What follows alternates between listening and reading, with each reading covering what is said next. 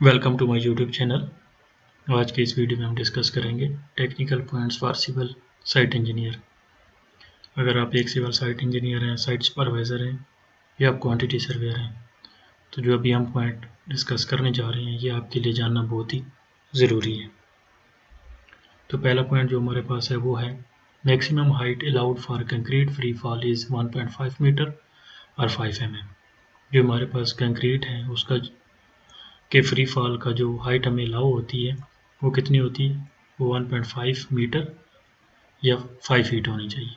जैसा कि ये तस्वीर में है कि यहाँ से लेकर यहाँ तक ये कंक्रीट का फ्री फॉल है, ठीक है। इसकी जो हाइट है ये हमारे पास कितनी अलाउ होती है, हमें 5 फीट।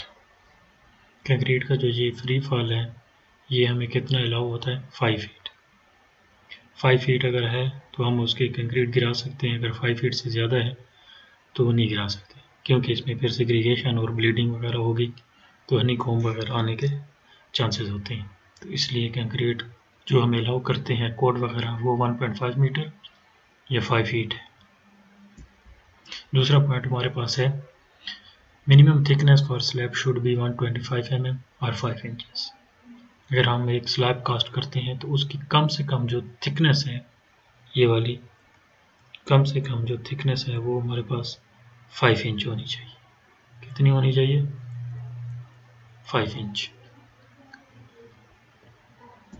तीसरा पॉइंट है कि initial setting time for cement is 30 minutes. ये जो इनिशियल सेटिंग टाइम है 30 मिनट, ये सिर्फ ओपीसी सीमेंट के लिए, ऑर्डिनरी पोर्टलैंड सीमेंट जो हमारे पास होता है, जो हम आमतौर पे यूज़ करते हैं कंस्ट्रक्शन में ज़्यादातर, उसका जो सेटिंग टाइम है, इनिशियल सेटिंग टाइम वो 30 मिनट्स होते हैं। बाकी जो सीमेंट टाइप्स हैं उनके सेटिंग टाइम और फाइनल सेटिंग टाइम वगैरह डिफरेंस होते हैं, और इसी ओपीसी का जो फाइनल सेटिंग टाइम है वो कितना होता है, 10 आवर्स। चौथा जो हमारे पास पॉइंट है वो है density of cement is 1440 kg पर क्यूबिक मीटर। जो सीमेंट हमारे पास होता है ओपीसी, इसकी जो हमारे पास डेंसिटी होती है वो होती है 1440 kg पर क्यूबिक मीटर। यानी कि अगर हमारे पास 1 क्यूबिक मीटर है तो उसमें 1440 kg सीमेंट आएगा। फर्ज करें कि ये 1 मीटर हाइट है, 1 मीटर विड्थ है और 1 मीटर हाइट, 1 मीटर विड्थ और 1 मीटर इसकी ऊंचाई, ठीक है। तो इसमें कितना सीमेंट आएगा, 1440 kg। इस तरह वॉल्यूम ऑफ सीमेंट बैग क्या होता है, 1.225 CFT एंड 0.034 क्यूबिक मीटर। ये बहुत ही ज़रूरी है। अगर आप एक क्वांटिटी सर्वे हैं तो आपको याद होना चाहिए कि एक सीमेंट बैग का वॉल्यूम कितना होता है, 1.225 CFT और 0.0347 क्यूबिक मीटर। और ये किस तरह आता है, इसका सिंपल फार्मूला है कि हमारे पास जो डेंसिटी होती है वो बराबर होती है मास पर वॉल्यूम। हमने ये वॉल्यूम कैलकुलेट करना है और डेंसिटी भी हमें मालूम है कि डेंसिटी जो हमारे पास है वो 1440 kg पर क्यूबिक मीटर है, और जो वेट होता है मास, वो जो एक बैग आता है उसका वेट होता है 50 kg। तो इस फार्मूला में पुट करेंगे तो हमारे पास ये वॉल्यूम आ जाएगा, ये वाला। अगर इस तरह इस फार्मूले में आप देखना चाहते हैं कि ये कैसे कैलकुलेट होता है तो मैंने इस पर एक वीडियो बनाई है, आप मेरे प्लेलिस्ट में जाके चेक कर सकते हैं कि how to calculate volume of cement. Number 5 point हमारे पास है कि minimum number of bars in rectangular column should be 4। जो हमारे पास ये रेक्टेंगुलर कॉलम होते हैं उसमें जो हमारे पास बार्स होते हैं उनमें जो मिनिमम नंबर ऑफ बार हैं 4 है, 4 होने चाहिए। 4 से ज़्यादा हो सकते हैं, 4 से कम नहीं हो सकते। और इस तरह अगर हमारे पास सर्कुलर कॉलम है तो उसमें हमारे पास 6 होने चाहिए, should be 6 circular column should be 6, rectangular column should be 4. ये ज़्यादातर इंटरव्यूज़ में पूछते हैं, तो याद होना ज़रूरी है। यह है कि नंबर 4, और 12 mm die of bar is the minimum die of bar should be used for columns. जो हमने ये कॉलम हम बार यूज़ करते हैं, ये हमारे पास कम से कम जो हम बार साइज यूज़ कर सकते हैं वो है 4, नंबर 4 बार या 12 mm। इससे कम हम कॉलम्स में यूज़ नहीं कर सकते। नंबर 7 पॉइंट है वेट ऑफ स्टील फार्मूला। हमारे पास स्टील कैलकुलेट करने के डिफरेंट फार्मूले हैं।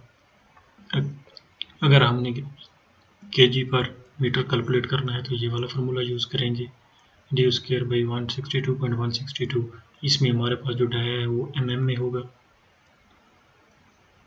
mm में पुट करेंगे। दूसरा फार्मूला है अगर हमने मालूम करना है केजी पर फीट, तो इसमें जो डी स्क्वायर बाई 52.456, तो इसमें जो हमारे पास डाया है वो नंबर्स में होगा, लेट्स से नंबर 4। और जो ये फार्मूला है अगर हमने केजी पर फीट में कैलकुलेट करना है तो इसमें हमारे पास जो डाया है वो mm में होगा। इन 3 फार्मूलों से हम कैसे वेट ऑफ स्टील निकालते हैं तो इसकी भी मैंने एक वीडियो बनाई है, आप जाके मेरे चैनल पे जाके चेक कर सकते हैं। नंबर 8 हमारे पास है stair angle should be from 25 to 40 degree.